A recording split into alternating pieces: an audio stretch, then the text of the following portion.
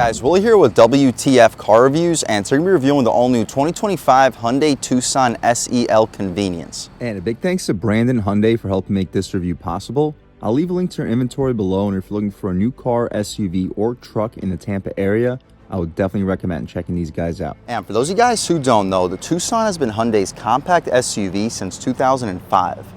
The fourth generation Tucson that you see here has been with us since 2022.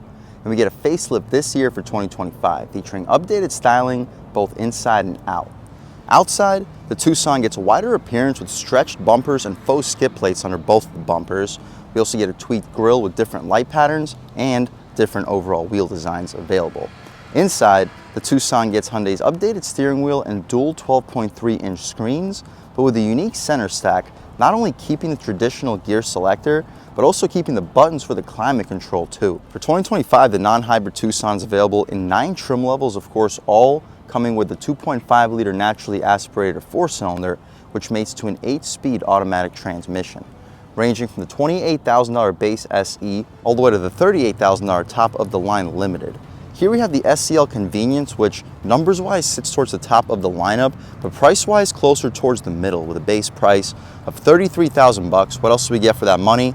Let's jump right in. So of course, all new front-end styling. The light patterns are kind of similar compared to the pre-facelift, but outside of that, the grille is completely different. You still get your headlights, LEDs in the corners for the high and low beam, with a full LED setup for the grille daytime running lights. Radiator behind the Hyundai badge, which is a matte finish, not a chrome anymore. A little bit of extra airflow for the radiator down below. No intercooler. This is not a turbocharged engine, which is better for long-term reliability and also initial throttle response with top-end horsepower. But that mid-range, the daily driving power, not going to be quite as strong as the 1.6-liter turbo, which isn't even available for the non-hybrid Tucsons. We get some functional airflow in the corner too. I like that faux skid plate in the front. It makes it look a lot more rugged for the bumper area. The wheel and tire setup, we mentioned 2025 Tucson gets new wheel designs. These are 18-inch gunmetal gray and silver contrasted rims wrapped in Kumho Krugen HP71 all-season tires.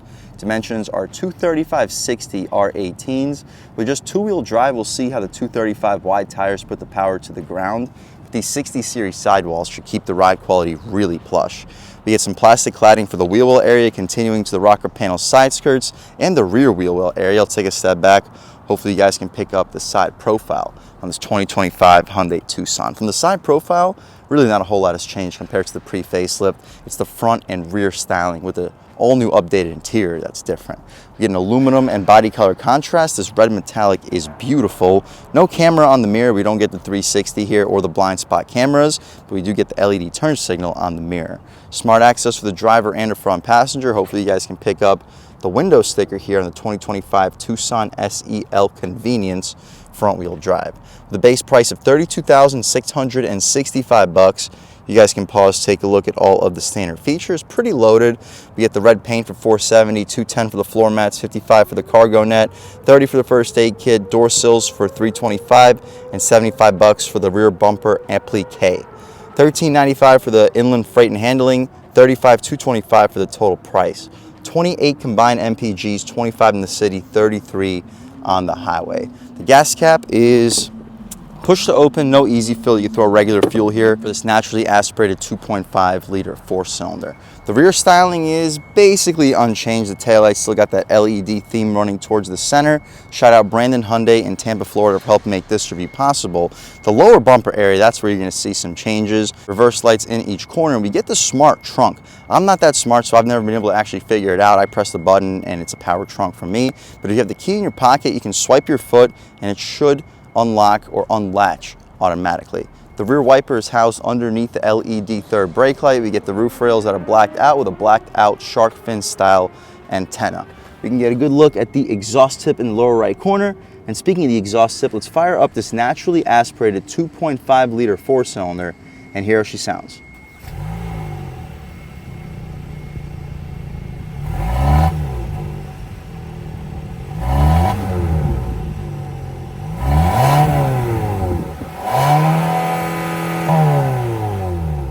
Alright guys, that was the sound of the 2.5-liter naturally aspirated 4-cylinder sold by Hyundai for the 2025 Tucson. And it sounds okay cranking out 187 horsepower, 176 pound-feet of torque. Made it to an 8-speed automatic transmission and front-wheel drive. You can expect 0 to 60 in the mid to high 8-second range. That is a low-flying helicopter. I was wondering, that's definitely a sheriff's helicopter looking for somebody because they got a rifle in their hand and everything. Anyway, though, guys, made it to an 8-speed automatic transmission, sending the power to the front wheels. You can expect 0 to 60 in the mid to high 8-second range. Sorry for getting distracted. No hydraulic struts, using my arm as a prop rod, and this hood was hot. Anyway, taking a step inside, let's see what we get with a relatively mid-trim 2025 facelifted Tucson. And this interior is where you're going to see a majority of the changes. Up top, we still get hard plastic. I kind of wish they flip-flopped these two materials with each other. We get the softer stitched material underneath it. Still the hard plastic for the center portion, but a gushy, soft armrest. Auto one touch up front, 4-way adjustable mirrors, lock and unlock aluminum door handle with solid storage. You'll stack 2 footlongs on top of each other. Just your basic audio system, no Bose, no Harman Kardon, but it's still a very solid system for a bass. The seats have this leatherette trim to it. Not the most bolstering, but very comfortable. Lumbar control 2-way. You can recline, drop, lift, and slide the front seats. But taking a step inside, we can really check it out. So foot on the brake, aluminum engine start stop, and everything fires right to life. So although we've been getting a similar interior from Hyundais for the last couple years now, this is all new for the 2025 Tucson. Fixed steering wheel, fat 10 and 2, perfect 9 and 3, with some notches in each corner, giving you an additional area to hold your hand. The horn area is rubberized, the horn itself pretty loud and aggressive. We'll do a window check, see if we get dual panes. We do not get dual panes, but it's a decently thick single pane of glass. You get the sensors for the new intelligent eyesight system. On the left side, we get a radar cruise control, lane keep assist, adjustments for the infotainment system. On the right side, we get our voice commands, AM, FM, Sirius, volume, and skip. You can hang up and answer your phone calls with favorites. Speaking of infotainment adjustments, right now we're looking at current trip. You can see since refueling, since last reset, auto stop, and tire pressure. Press one more time, you can check out our compass and our advanced safety feature screen as well. My personal favorite would probably be the tire pressure, so we'll leave it there. Digital speedo on the left side with our tack on the right. The stocks have a very satisfying click, auto headlamps, auto high beams, no blind spot cameras here on the SEL Convenience. Got to go up to the higher trims to get that. No auto rain sensing wipers either, but again, the base price over $5,000 below the limited trim, definitely can't complain. You get a tilt and telescoping steering column, traction control you can disable, open up the trunk, and interior brightness. You get aluminum trim outside of the air vents, some hard plastic but well grained all throughout the center part of the dashboard with soft touch for the dashboard itself. Hood latch release, hopefully get a good look at the pedals. Mention the soft touch dashboard and the dual 12.3-inch screens. The touchscreen, we can check out the map. Very good resolution and very quick response. Big upgrade compared to the outgoing system. As far as the display itself, the display is about the same as the outgoing system, but the response is just like an iPhone. Big upgrade compared to the previous screen, which again wasn't bad, but it's still an upgrade nevertheless. Sirius XM, phone projection, voice memo. You guys can pause, take a look at everything else available. My personal favorite would be the map. We'll check out the backup camera real quick. Reverse. Pretty solid resolution, guidance lines, and trajectory, but we don't get the 360-degree camera on the SEL Convenience. We still get the over-the-top, and we get a wider view if that's what you prefer. I don't see why I wouldn't prefer the wider view, so I'll leave it just like that. And putting it right back in park, we return to the previous screen.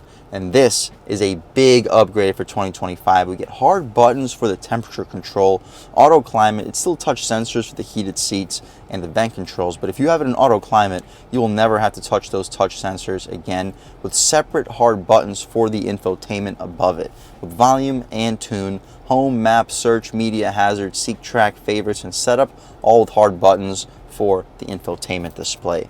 Beneath that, wireless phone charging pad, decent storage, 2 USB-C ports, and a 12-volt in there as well. The gear selector controlling the 8-speed automatic transmission with manual shift controls. No paddle shifters, but the manual shifts are on the gear selector. Drive mode selector, we get My Drive, Sport, and Normal. We'll start it off in Normal, try out Sport, and you'll see what the differences are. We can turn off the auto engine start stop, hill descent control, auto hold for the electronic parking brake, and we can access our parking camera at all times with the click of a button. You'll fit 24-ounce bottles in these cup holders, pretty soft center console armrest. With decent amount of space, I'd expect you to fit 6 1-liter bottles of soda in there.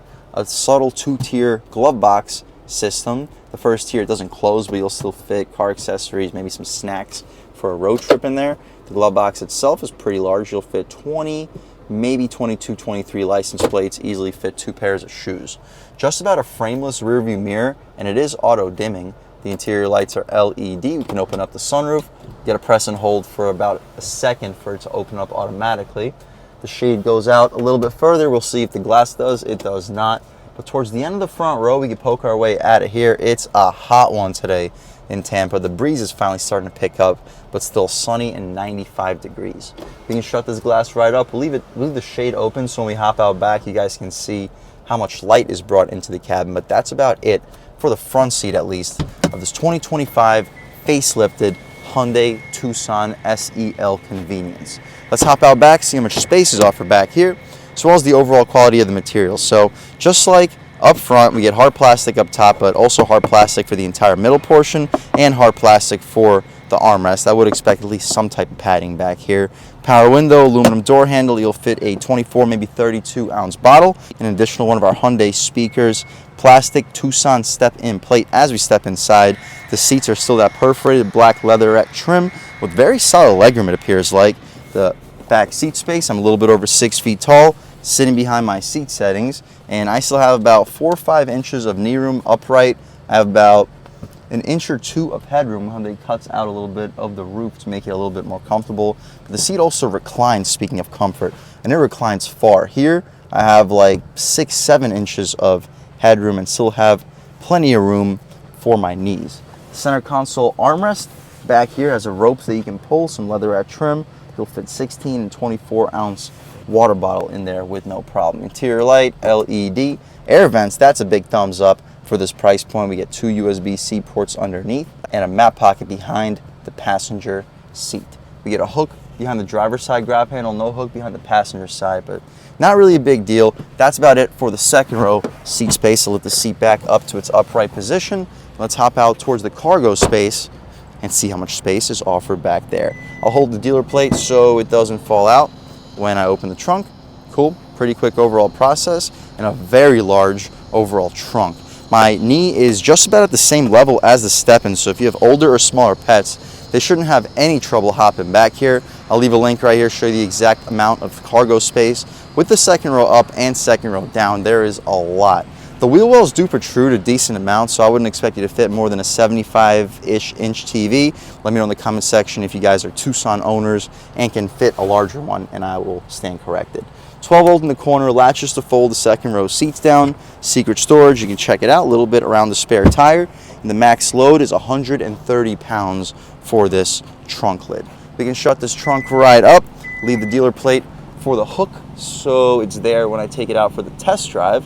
I know this is a little bit of an odd thing to see, but that's what you gotta do to avoid getting in trouble out on these Tampa roads. That's about it though, guys, for the inside and outside of this all new facelifted 2025 Hyundai Tucson SEL Convenience. It's a good looker. I'm more of an N-line kind of guy when it comes to looks myself, but if we're getting the same engine all throughout, the SEL Convenience has thicker tires, probably a way better ride quality, and pretty similar overall performance at the end of the day. And speaking of performance, let's take this 2025 Hyundai Tucson SEL Convenience out for a drive and see what it's got. All right, guys, now we're just about seeing everything we need to see with the inside and outside of the all-new facelifted 2025 Hyundai Tucson SEL Convenience. Let's take it out for a drive and see what it's got. My first impressions, I'm going to lift the seat or push the seat forward a little bit because I'm a little bit far away from the steering wheel.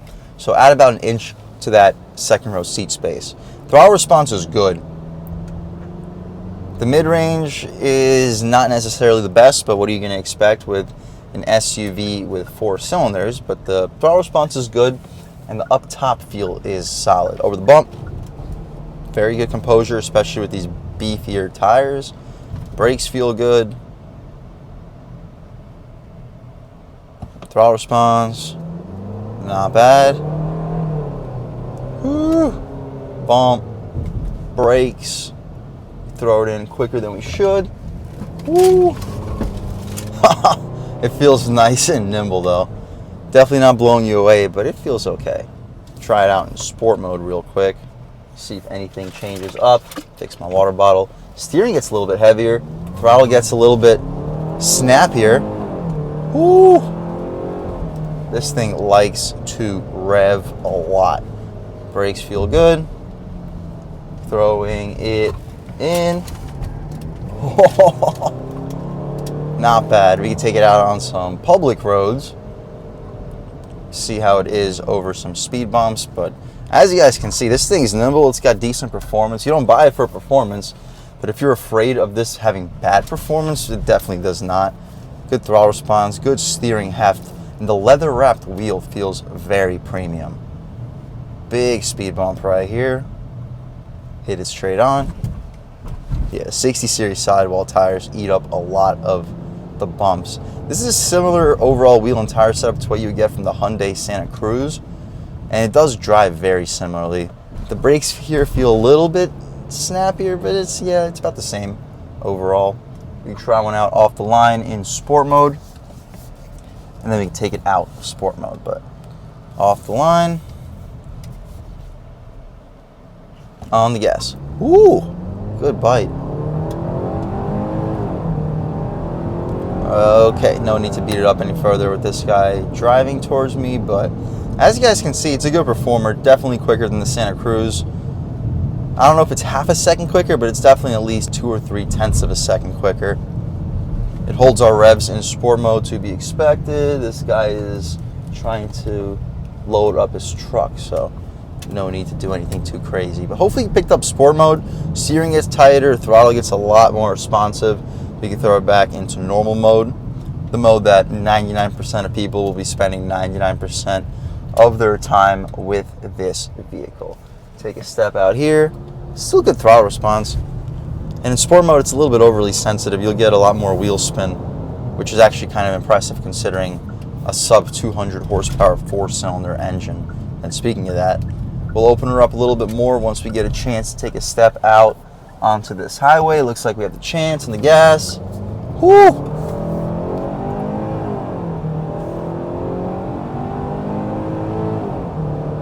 Yeah. This thing can get up and go a little bit. It's not going to blow you away, of course. You're not buying this for performance. Please don't buy it for performance. But if you're buying it for comfort, space, features, and price, and you're worried about if it will be a good enough performer, you can take my word for it. You shouldn't be worried. It can get up and go perfectly fine.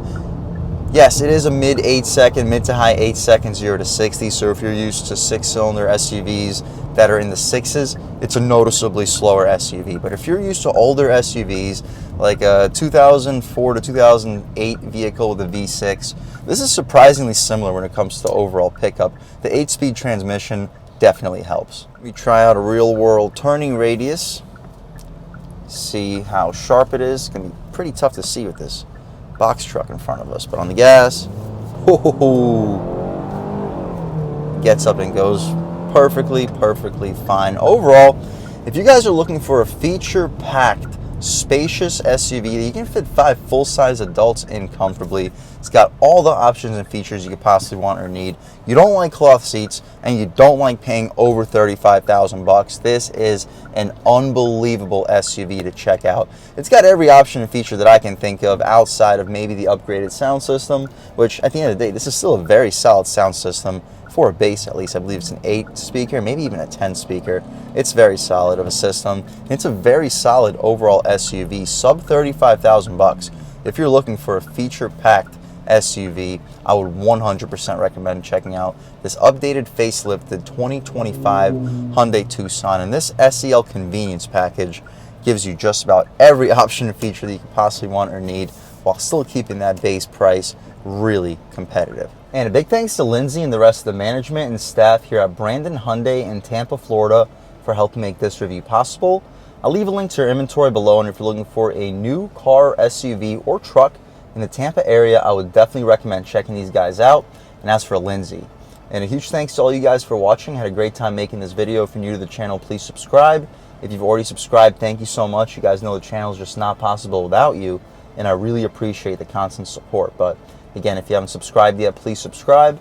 Leave a like too. It really helps me out, the YouTube algorithm. That's how these videos get promoted to new people. Leave a comment. Let me know what you like. Let me know what you don't like. Leave a comment. Let me know if there's any specific cars, SUVs, or trucks you want to see reviewed on this channel, and I'll definitely try getting those videos for you ASAP. But other than that, again, thank you guys so much for watching, and I hope all of you have a great day.